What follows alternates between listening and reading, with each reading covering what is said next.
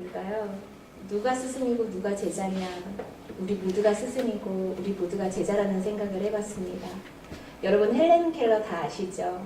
헬렌 켈러가 될 수 있었던 이유는 누가 있었기 때문이었죠? 설리번 선생님이 있었기 때문입니다. 보통은 헬렌 켈러가 앞을 못 보고 듣지 못하고 말을 잘 못한다.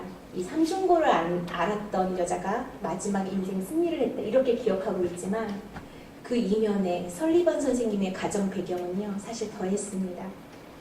설리번은요, 헬렌 켈러를 48년간 집에서 개인 지도했던 가정교사였습니다. 그런데 설리번 선생님의 가정 형편은요, 가난한 집에서 태어났고 또 아기 때 어머니가 돌아가셨어요. 아버지는 알코올 중독자였고 그 아버지에게서 버림을 받았습니다. 하나밖에 없던 동생은 병으로 죽었어요. 그런데 그 이후로 이 설리번이 눈을 못 보게 됩니다. 또 시력이 계속 떨어져요. 그래서 두 눈을 다 실명하게 됩니다. 그래서 자살을 시도해요. 2번이나. 이렇게 살면 뭐해? 그냥 죽는 게 낫지. 내 주변에 아무도 없는데. 근데 2번 다 자살을 시도했는데 2번 다 살아났어요. 그리고 나서 만난 사람이 바하바라라는 신부님을 만납니다. 이 신부님이 그렇게 죽고 싶어하는 소녀에게 무엇을 전해주냐면 십자가 얘기를 전해줘요. 예수님을 전해주게 됩니다. 그러면서 네가 예수님을 믿게 되면 이전에 너의 과거 삶은 종지부를 찍는 거야. 예수님을 만나면 너에게 새로운 희망과 새로운 소망과 새로운 사랑의 삶이 다시 시작된단다. 그러면서 이 설리번이 예수님을 믿게 되기 시작합니다. 그리고 나서 보스턴에 있는 맹아학교에 들어가게 돼요. 6년간 열심히 공부합니다. 예수님께 기도하면서 6년 후에 졸업할 때 최우등생으로 졸업을 하게 돼요. 그리고 나서 어떤 신문에 광고를 이제 졸업을 하고 나와서 공지사항에 이제 공지가 광고가 떴는데요. 가정교사를 구한대요. 근데 어떤 가정교사냐면 이 아이는 앞을 못 보고 듣지도 못하고 말을 못합니다. 그런데 이 아이의 가정교사가 되실 분을 구합니다. 그 신문을 보자마자 자기 아픈 시간이 떠오르면서 이때를 위해서 내가 준비가 됐구나. 설리번 선생님이 자원해서 신청을 합니다. 그리고 헬렌 켈러를 만나게 돼요. 1년이 아니라 3년이 아니라 5년이 아니라 10년이 아니라 몇 년을 헬렌 켈러와 함께 했다고요? 48년. 한평생을 헬렌 켈러와 같이 지냈습니다. 그래서 멋진 헬렌 켈러를 남겼죠. 헬렌 켈러가 마지막에 박사학위를 받을 때요, 그 대학교에서 누구한테도 동일한 학위를 주냐면 설리번 선생님한테도 같은 학위를 주게 되었습니다. 여러분, 어떤 사람이 좋은 스승이고 어떤 사람이 좋은 제자일까요? 좋은 스승이 되기 위해서는 좋은 제자가 있어야 되고요. 또 좋은 제자가 있기 위해서는 좋은 스승이 있어야 되지 않을까라는 생각을 해봅니다. 일본 사람 중에 니시다 후미오라는 사람이 있어요.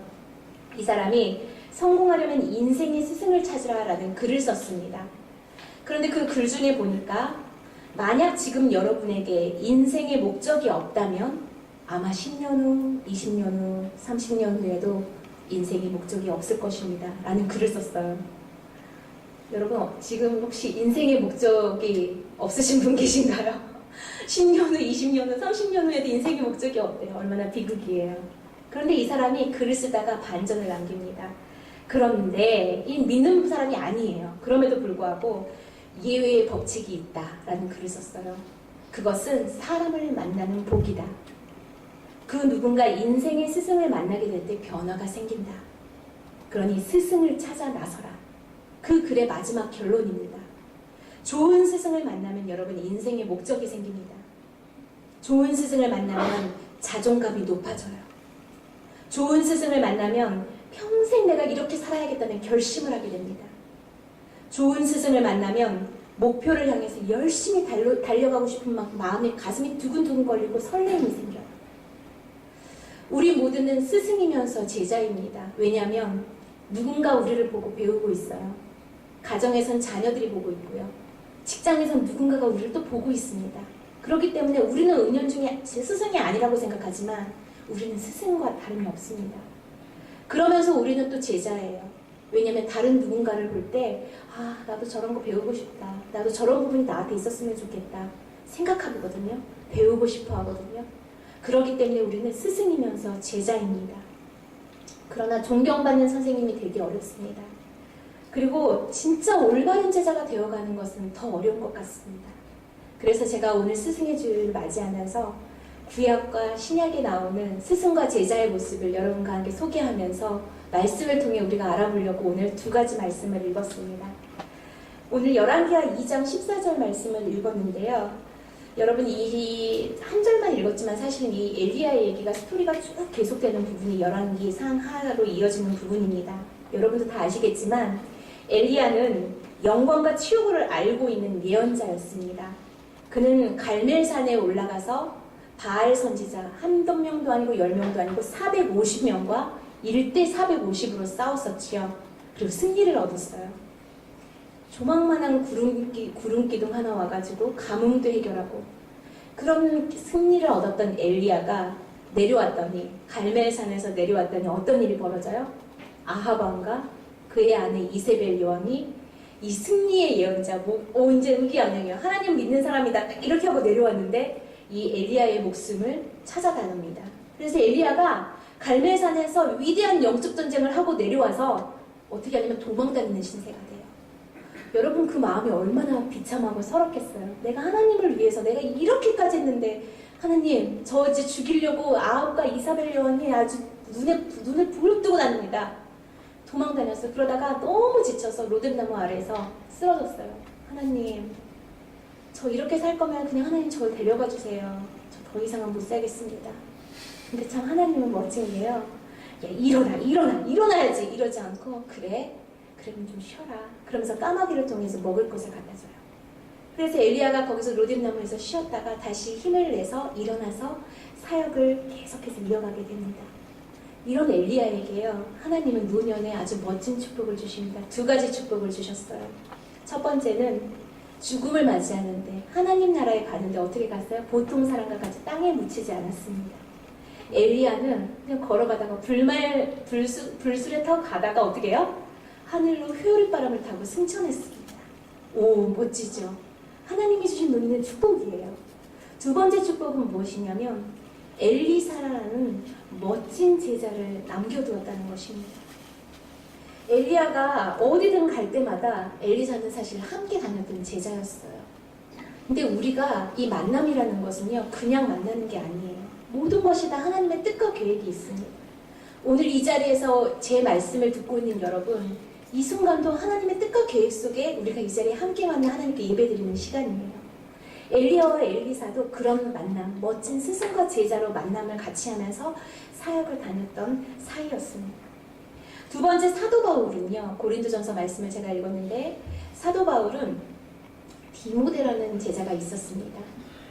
사도 바울은 멋진 기독교의 엘리트 집안에서 태어난 사람이에요. 많이 배웠고요. 말도 잘합니다. 그런데 이 사도 바울이 가는 곳마다 혼자 사역하지 않았어요. 누가 있었죠? 브리스길라와 아굴라가 있었고요. 사도 바울이 쓴 서신서를 보면요. 계속 누구한테 문안한다. 자기와 늘 함께 사역했던 수많은 사람들한테 문안 인사를 전합니다. 그런데 그 중에 누구 이름이 가장 많이 나오는 줄 아세요? 디모데예요. 디모데는 어린 사역자였습니다. 어린 제자였어요. 디모데와 바울이 어디서 만나냐면 스승과 제자가 그냥 스승과 제자로 만난 것이 아니라 바울과 디모데는 더 신기한 게 바울이 첫 번째 전도여행을 떠나는데 루아디아라는 곳으로 지역으로 전도여행을 가요. 지나가다가 거기서 이제 복음을 전합니다. 그리고 나서 복음을 막 이제 사람들한테 복음을 전하고 나서 또 다른 지역으로 가요. 그리고 나서 두 번째 전도여행을 이제 떠나야지 하고 딱 생각할 때 내가 처음에 1차 여행 때 갔던 루아디아의 지역을 한 번 더 가봐야 되겠다라고 생각을 해요. 그리고 그 지역에 딱 갔거든요. 그리고 나서 사도 바울이 사도행전 16장에 보니까 그때 디모데를 어떻게 소개하냐면 디모데라 하는 제자가 있으니 그 모친은 믿는 유대 여자요 라고 나와요. 벌써 1차 전도여행 때 사도 바울이 복음을 전했어요. 그 전도 대상자가 누구였냐면 디모데였던 거예요. 그리고 2년, 3년 뒤에 2차 전도여행 때 이 루스드라라는 지역에 딱 갔는데 디모데가 뭐가 돼 있어요? 이제는 제자가 되어 있었다는 것입니다. 우리가 스승과 제자라고 제가 말했던 이유 중에 또 하나는요. 우리가 복음을 전하는 스승이 될 수 있어요. 여러분은 앞으로 평생 살아가면서 하늘나라 가기 전까지 여러분은 복음을 전하는 스승이 될 수 있는 수많은 기회들이 있을 거예요. 또 하나는 여러분의 전도 대상자, 그 사람이 바로 여러분의 영적 제자가 될 수 있다는 것입니다. 그것을 기억하면서 살아가야 돼요. 그래서 전도자와 전도 대상자가 이제는 스승과 제자의 관계로 함께 사역을 하게 되는 것입니다. 스승과 제자, 엘리야와 엘리사, 바울과 디모데를 보면서요, 제가 한 가지 공통점을 발견했어요. 열왕기하 2장 12절 말씀을 다시 한번 우리가 한번 읽어볼까요, 여러분? 열왕기하 2장 12절 말씀.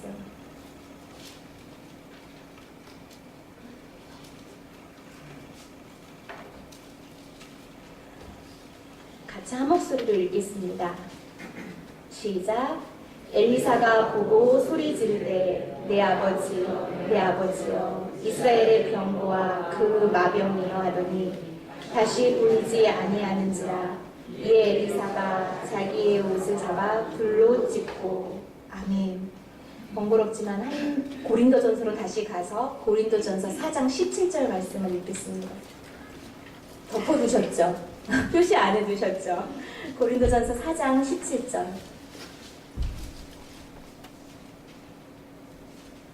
다 같이 읽겠습니다. 이로 말미암아 내가 주 안에서 내 사랑하고 신실한 아들 디모데를 너희에게 보내었으니 그가 너희로 하여금 그리스도 예수 안에서 나의 행사 곧 내가 각처 각 교회에서 가르치는 것을 생각나게 하리라. 아멘.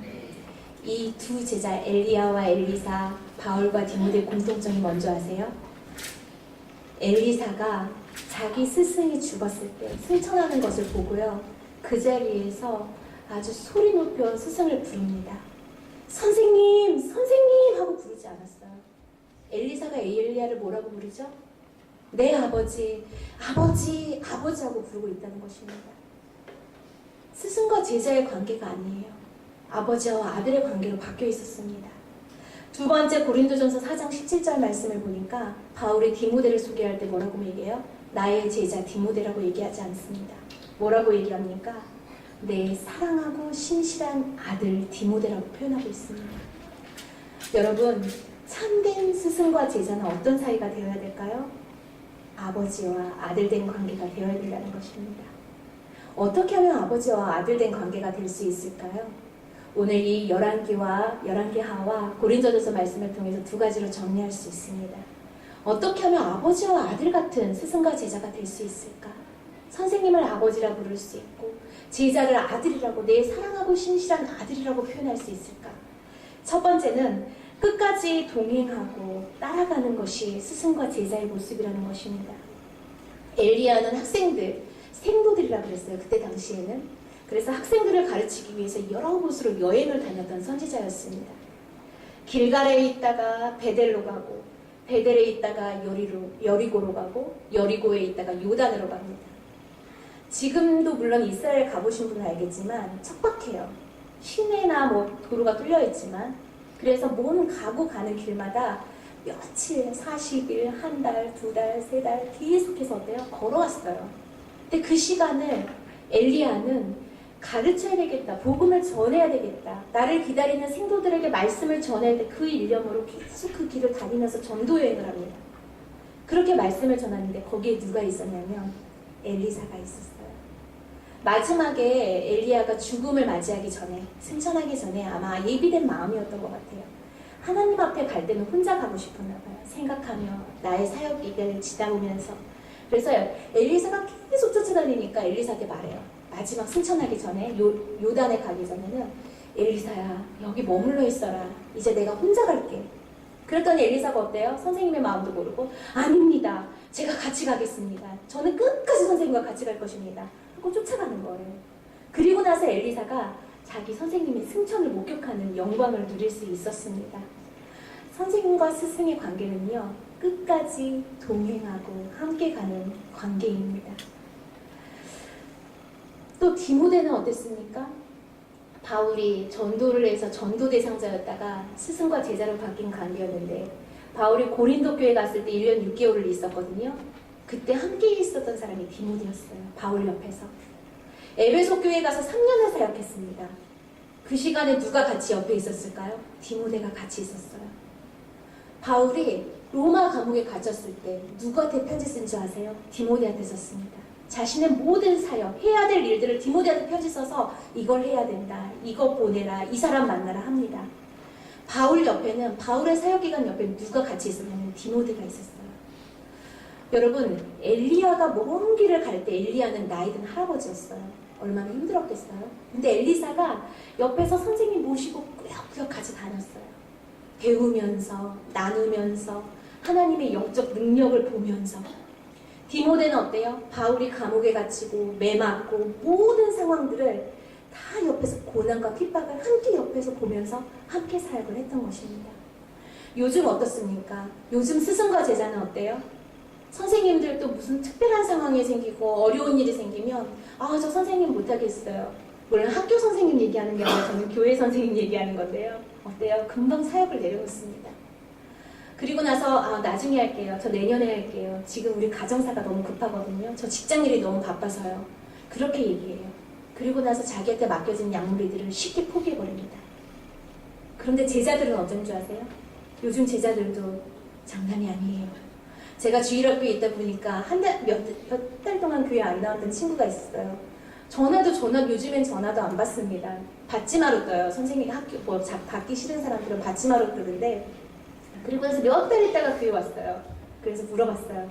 왜 그동안 교회 안 왔니? 무슨 일 있었어? 엄마가 못 가겠어? 그랬더니 단번 딱 한마디로 얘기했습니다. 저 얼마 전에 교회 끄는 거였어요. 이러더라고요. 그래서 요즘은 학원만 끊는 게 아니라 요즘 아이들은요, 교회도 끊더라고요. 요즘 스승과 제자는 어때요? 끝까지 동행하고, 힘듦도 같이 하고, 아픔도 같이 하고, 웃을 일도 같이 하고, 기쁨도 같이 하고, 먹을 것도 같이 하고, 잠자리도 같이 하고 그래야 되는데, 점점 그게 약해지는 것 같아요. 그래서 오늘 이 말씀을 나누면서 예수님을 따라가는 우리, 예수님의 제자라고 생각하는 우리들이 어떻게 살아가야 될 것인가를 한번 고민해 봤으면 좋겠습니다. 여러분, 혹시 사역하다가, 혹시 신앙생활하다가 예수님, 저 잠깐만요. 저 2달만 쉬었다 다시 올게요. 하고 혹시 도망친 적 있으세요? 저 지금 집안일이 너무 급하거든요. 저 몇 주만 쉬었다 다시 올게요. 여러분, 이러면 우리는 진정한 제자가 될 수 없을 뿐더러 예수님의 제자라고 말할 수 없어요. 힘들어도, 웃음이 나고 즐거워도, 어떤 사람은 또 사업이 너무 잘 되면요, 잠깐 교회를 방학하는 분도 계세요. 왜냐면 기도할 일이 별로 없어요. 너무 다 잘 되니까. 근데 진정한 제자는 기쁘면 기쁜 대로 예수님을 찾아와야 되고요.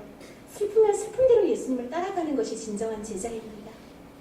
우리 끝까지 동행하면서 따라가는, 예수님을 따라가는 저와 여러분 되기를 소망합니다.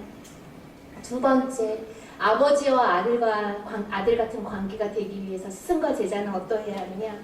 뜻을 같이 하는 사람들이어야 합니다. 제자였던 엘리사가 가진 삶의 중요한 태도가 하나 있었어요. 그것은 선생님, 엘리야가 가진 능력을 다 갖고 싶었어요. 야, 우리 선생님이 가진 저 장점 내가 다 갖고 싶다. 야, 우리 선생님은 어쩜 저렇게 멋진 생각을 할 수 있지? 어떻게 하나님의 능력을 저렇게 가질 수 있지? 그래서 엘리사는 늘 엘리야를 보면서 엘리야 것이 다 내게 되고 싶었어요. 오죽했으면 엘리야가 승천하기 전에 자기 제자들 물어봐요. 엘리사야, 너 마음의 소원이 뭐니? 너 소원을 말해보렴. 엘리사가 뭐라고 말해요? 선생님이 가진 하나님의 능력이 제게 갑절로 임했으면 좋겠습니다 하고 소원을 얘기해요. 그러니까 엘리사 마음에 늘 뭐가 있었어요? 엘리야를 보면서 야, 하나님의 능력이 진짜 멋지다. 나도 우리 선생님보다 더 멋진 능력의 사람이 돼야지. 늘 엘리야의 모습에서 그런 마음을 가지고 있었던 거예요. 근데 역시나 꿈은 이루어지죠. 엘리야가 승천할 때 어때요? 엘리사에게 하나님께서 엘리야의 능력보다도 갑절의 능력을 부어줍니다. 또 디모데는 어떻습니까? 디모데는 사역을 계속하면서요, 바울이 선교하고 구제하였던 사역을 계속해서 봤던 사람이에요. 빌립보서 2장 20절에 사도 바울이 뭐라고 말을 하냐면, 이는 뜻을 같이하여 너희 사정을 진실히 생각할 자가 이밖에 내게 없음이라 나와요.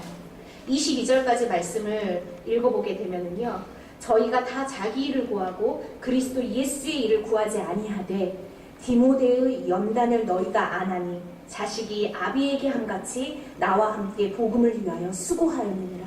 사도 바울이 빌립보 교회에 편지를 보내면서요, 디모데에 대해서 이렇게 소개하고 있어요. 자식이 아비한테 함같이, 그리고 뜻을 같이 했다고 말하고 있습니다. 진정한 스승과 제자는 한 뜻을 가지는 거예요.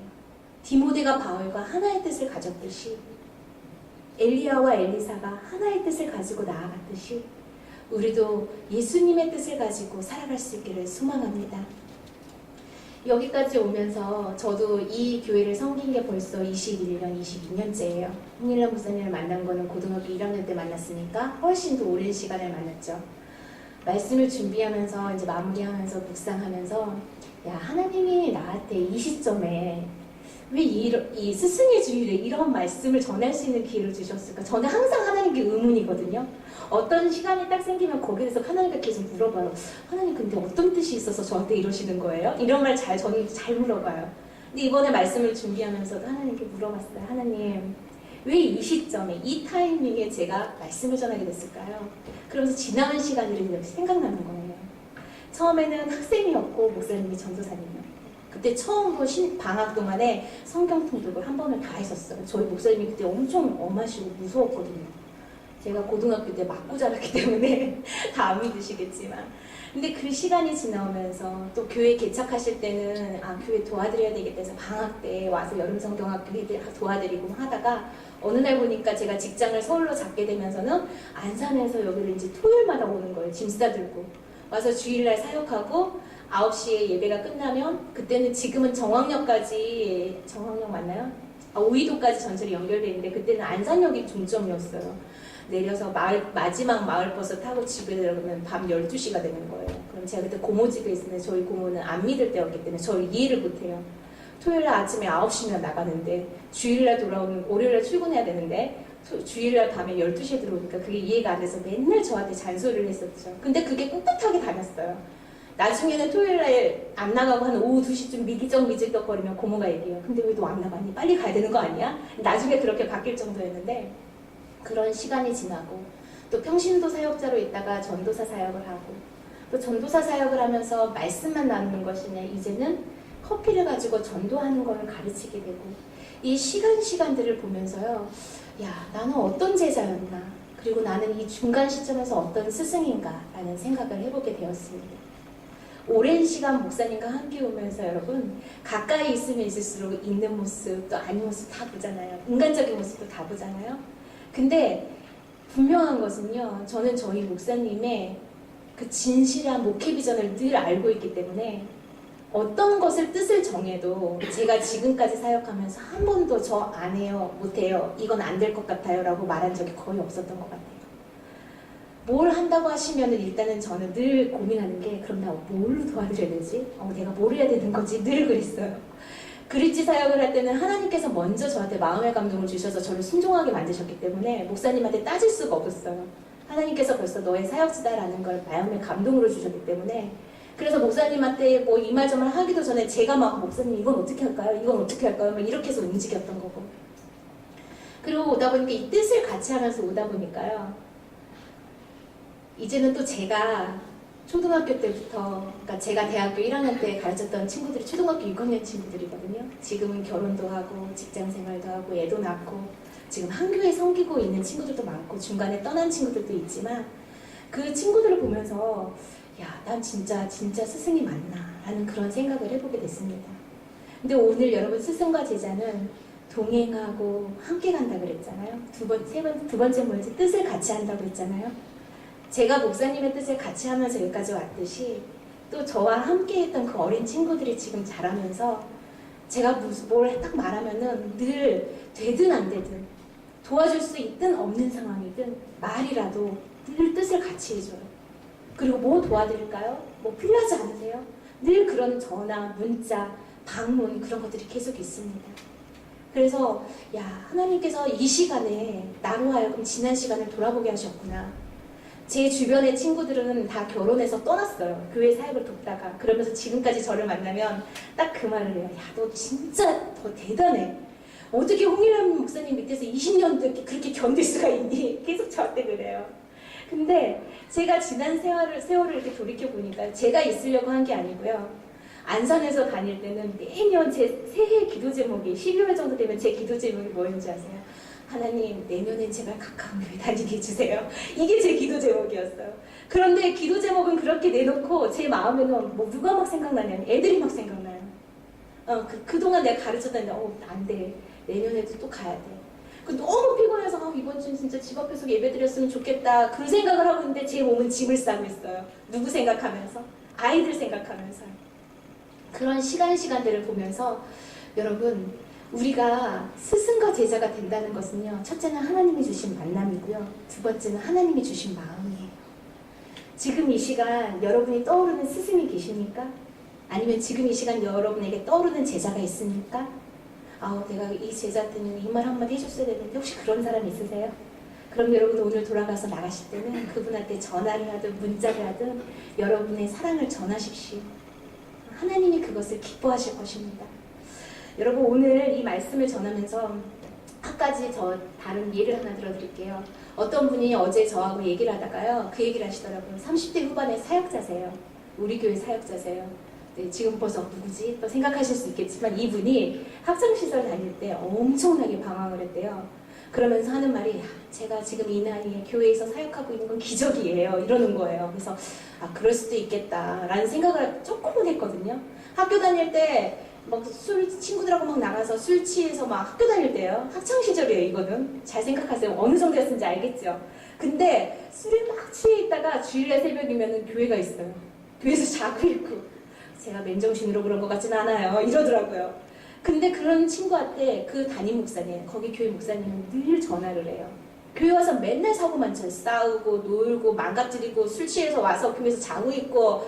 근데 그런 아이를 목사님이 교회 무슨 행사만 있으면 전화해서 와라. 교회 맛있는 밥이 나와요. 전화해서 와라.